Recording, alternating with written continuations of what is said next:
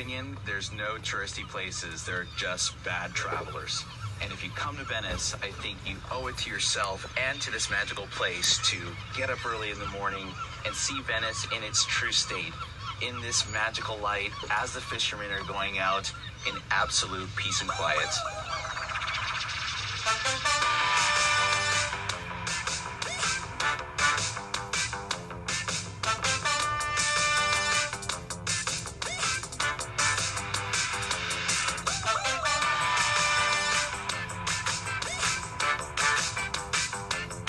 Incredibly historic place is one of the most magical experiences you can have in all of Italy.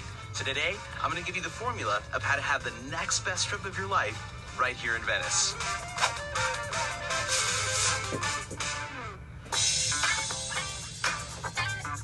Venice is in the region known as the Veneto, east of Lombardia and north of Tuscany and Rome. As a whole, Venice is made up of 118 islands scattered throughout a lagoon, and the Venice of our travel dreams is the main fish-shaped island.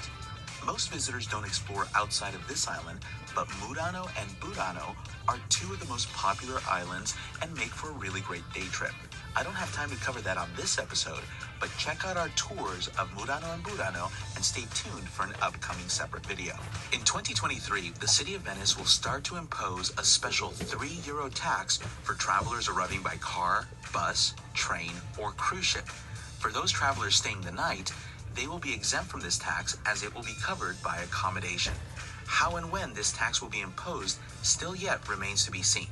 Stay tuned to our blog and YouTube channel for more information. The main airport for Venice is Marco Polo International Airport. It's actually on the mainland, so you have to take a water bus or a taxi to reach Venice's main island. The easiest way to get to Venice is by train. It's on the main high-speed train line that connects Milan, Venice, and Rome. From Rome, it's about a 4-hour train ride. Tickets can easily be purchased online via the Trenitalia or Italo apps. If you're taking the train to Venice, you need to be aware that there are two main train stations. The first is called Venezia Mestre. It's on the mainland, but do not get off here. Venezia Santa Lucia is the last stop for Venice and where you should get off the train. As soon as you walk out of the train station, you have canals right in front of you, and you have this incredible Venetian architecture. But you're probably wondering how exactly you get around this city, and I'm going to show you how to do that just now. If you're arriving to Venice from the train station, you're going to want to know how to manage the different water taxis, vaporettos, traghetti, gondolas. It can all be sort of confusing. So first of all, a vaporetto is a water bus, and those are the biggest sort of boats that you see going up and down the canal. The smaller boats are called traghetti, and they typically dart across the canals, and those stops are a little harder to find out. And the most expensive option is going to be taking a water taxi. So from the train station, a water taxi to St. Mark's Square will typically cost you around €100. So this is the ticket office right behind me. It's on the left-hand side as soon as you exit the train station. And if you're using public transportation, this will be your first stop. So a single ticket is €7.50, and you have to validate that ticket before you get on. My advice is if you're here for a day is to get a day pass. It costs €21. If you're here for 2 days, that's €30. So you can see that there's some really great savings in buying the actual pass, because then you're pretty much footloose and fancy free and have your run of the city hopping on and off the boats by simply tapping your card as soon as you walk in. We created the perfect route for Venice and plan to get you from A to Z. Early this morning by having a chill breakfast in the iconic St. Mark's Square. I'll be having a cappuccino so expensive it'll probably get me fired. Then I'll see the Doge's Palace and St. Mark's Basilica. From there, I'll head to lunch.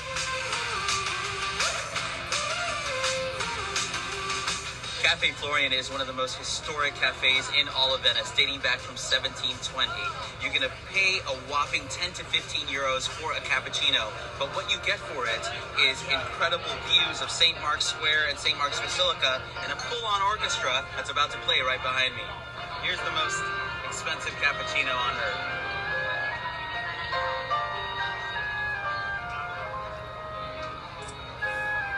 Tail is as old as time, I tell you. At least this cappuccino is pretty good, but my very frugal mother is probably waking up in a cold sweat in America right now, wondering if there's a disturbance in the force. St. Mark's Square is the largest square in Venice and one of the most famous piazzas in all of Italy. We know it today as the city's epicenter, so it's hard to believe that there was an orchard growing right here and a small canal running right through it. It wasn't until the 12th century that the square we know today began to take shape. The large bell tower, or campanile, is 323 feet tall, making it the tallest structure in all of Venice. The original bell tower collapsed in 902, just around its 100-year birthday. As a result, the form you see today is a copy of the original, built over 10 years from 1902 to 1912. You can take an elevator to the top for epic views for €8. I don't have time to do that today because I'm off to meet my guide. I'm about to meet my local friend Chiara, who is going to be my tour guide today. She's an official licensed guide, and typically she starts her tour right here at the mouth of St. Mark's Square, in between these two pillars. So there are two sorts of travelers, those who stand in line and those who don't. The Doge's Palace was built to show the power and wealth of the Republic of Venice that went on for 1,000 years. Chiara is about to show me what once was the most powerful half-acre of Europe. We start outside with the impressive giant staircase, flanked by two giant marble statues of Mars and Neptune. The architectural propaganda gets more intense as you head inside, beginning with the golden staircase, and then moving on to various painted and frescoed rooms of the Doge's private apartments. We then get to the impressive Collegio.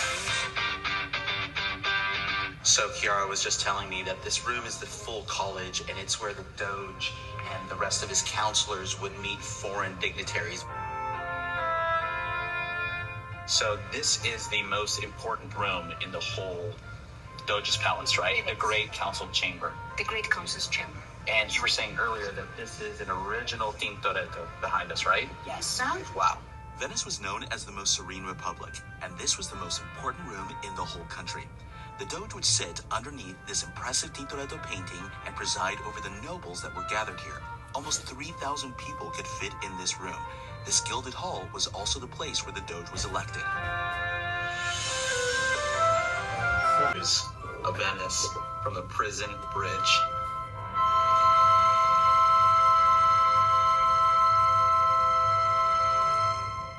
Venice's main church, or cathedral, is next to the Doge's palace, and it is so unique and extraordinary that it is called a basilica by the Catholic Church. In 1958, the Patriarch of Venice was elected Pope John the 23rd, who became a saint in 2014. St. Mark's Basilica is an incredibly important site that you can't miss when you're here in Venice. It was built in the 11th century and is a testament to the Byzantine architecture of the time, but also the relationship that Venice had to the east. The remains of St. Mark are right behind me, and there's incredible art all throughout the church. It's a very, very popular site that thousands of people see each day. So normally when you're on a tour, you would stand here, you get an excellent view of the tomb of St. Mark's, whose relics this church was built around and who's the patron saint of Venice. But Chiara's going to show me something special, and if you book a private tour, you can actually go around and see the Pala d'Oro and see the golden altarpiece and get a little bit closer to the actual relics.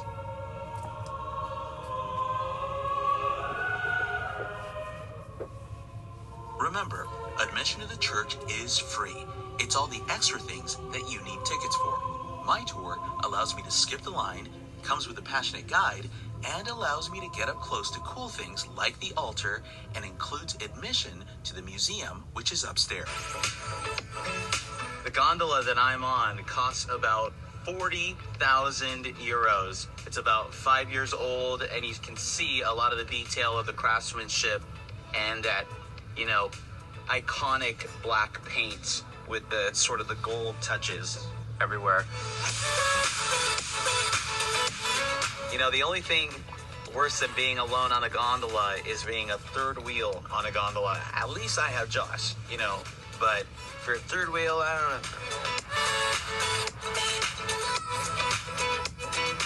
If you're feeling hungry for a snack, there are cicchetti bars all over Venice, serving small plates and something to drink. Sometimes they're called baccaros, or even come in the form of a small kiosk like this. Just like most cities in Italy, Venice is full of touristy restaurants, but also restaurants that serve incredible food every single day. One place I recommend is Antico Goletto in the Cannaregio district. You would never believe by the lack of crowds that I'm actually having clams and spaghetti in this beautiful square, sipping Prosecco in Venice. Cheers. If you're looking for a good place to eat in the Castello or San Marco neighborhood, check out Enoteca Osteria San Marco, which is one of my go-tos. So good. Warm. This is like Venetian comfort food when you have like a seafood, you know, like ragu. Pretty much is what this is. Served with the pasta. It's excellent. Wash it down with one of their recommended whites. You know, you're in business now. Now we're cooking with gas.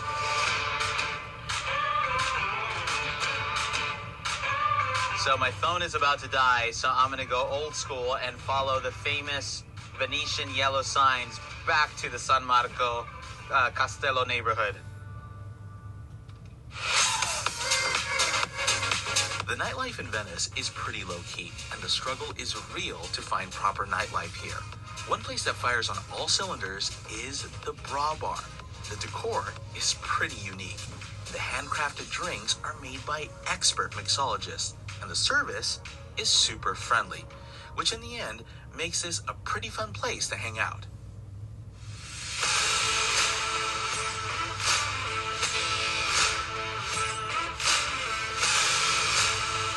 You know, all good things must come to an end, and unfortunately, I've come to the end of my time here in Venice. It can be challenging to sightsee here because thousands of people visit this magical place every single day. But I made life easier for myself by booking a couple of skip-the-line tours for St. Mark's Basilica and for the Doge's Palace, which are the top things that you definitely need to see when you're here. It's been a memorable and magical time here in Venice, definitely a once-in-a-lifetime experience. I'm Angel Castellanos for the tour guide. Don't forget to comment, like, and subscribe.